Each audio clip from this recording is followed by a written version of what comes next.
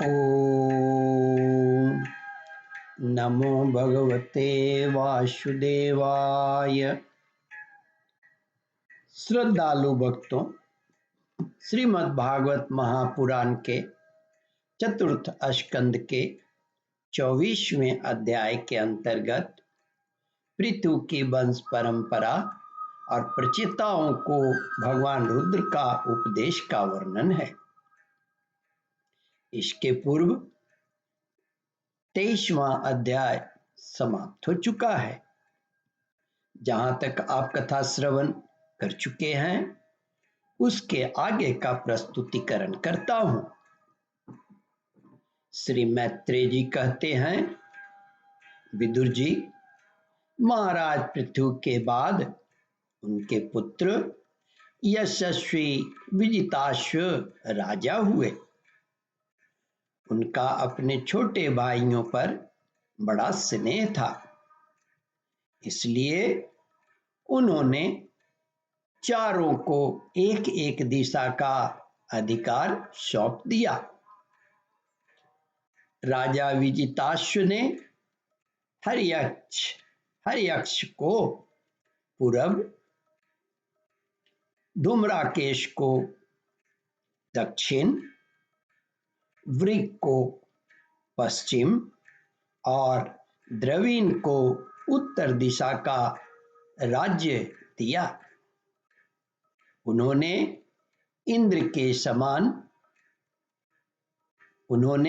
इंद्र से अंतर्ध्यान होने की शक्ति प्राप्त की थी, इसलिए उन्हें अंतर्ध्यान भी कहा जाता है। उनके पत्नी का नाम शिखंडिनी था।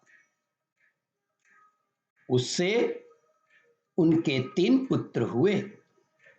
उनके नाम पावक, पवमान और सूची थे। पूर्व काल में वशिष्ठ जी का शाप होने के उपर्युक्त नाम के अग्नियों ने ही उनके रूप में जन्म लिया था। आगे चलकर योग मार्ग से फिर अग्नि रूप हो गए।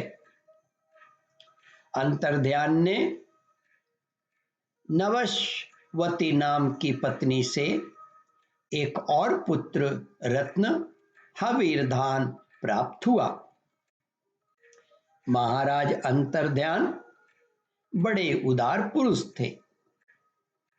जिस समय इंद्र उनके पिता के अश्वमेघ का घोड़ा हर कर ले गए थे, उन्होंने पता लग जाने पर भी वध नहीं किया था।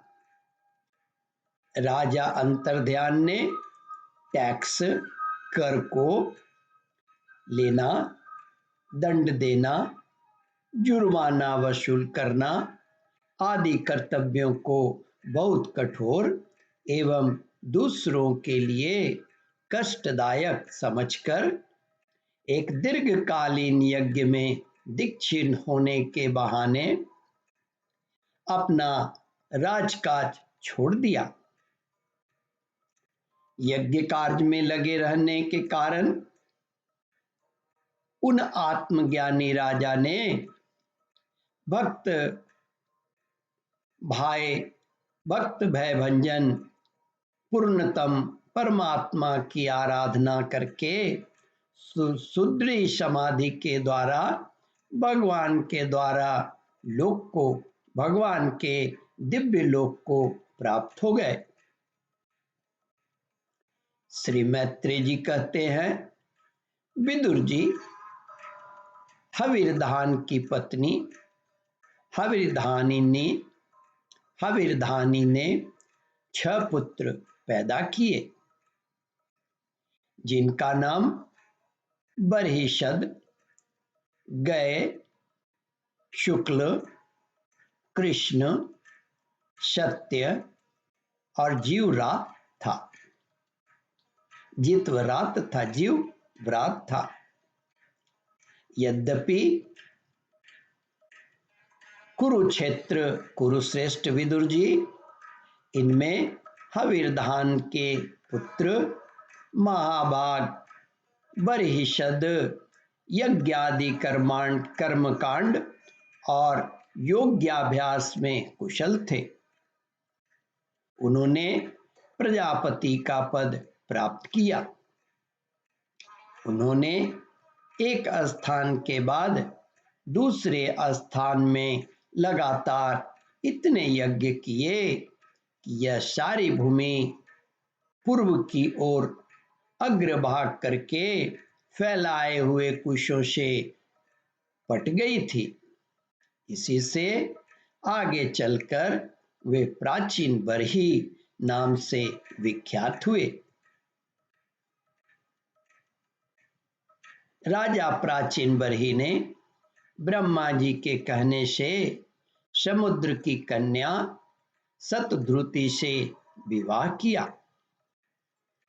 सर्वांग सुंदरी किशोरी शतद्रुति सुंदर वस्त्रभूषणों से सज कर विवाह मंडप में जब भंवर लेने के लिए घूमने लगी, तब स्वयं अग्निदेव भी मोहित होकर उसे वैसे ही चाहने लगे जैसे शुकी को चाहा था। नवविवाहिता शतद्रुति ने अपने नुपुरों की झनकार से ही दिशा विदिशाओं को के देवताओं को, असुर को, गंधर्व, मुनि, सिद्ध, मनुष्य और नाग सभी को वश में कर लिया। शतद्रुति ने शतद्रुति के गर्भ से प्राचीन बरही के प्रचेता नाम से 10 पुत्र हुए। वे सब बड़े ही धर्मज्ञ तथा एक से नाम और आचारवान वाले थे। जब पिता ने उन्हें संतान उत्पन्न करने का आदेश दिया, तब उन सब ने तपस्या करने के लिए समुद्र में प्रवेश किया।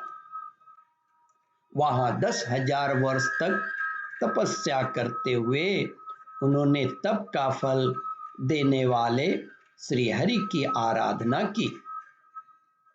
घर से तपस्या करने के लिए जाते समय मार्ग में श्री महादेव जी ने उन्हें दर्शन देकर कृपा पूर्वक जिस तत्व का उपदेश किया था, उसी का एकाग्रता पूर्वक ध्यान, जप और पूजन करते रहे।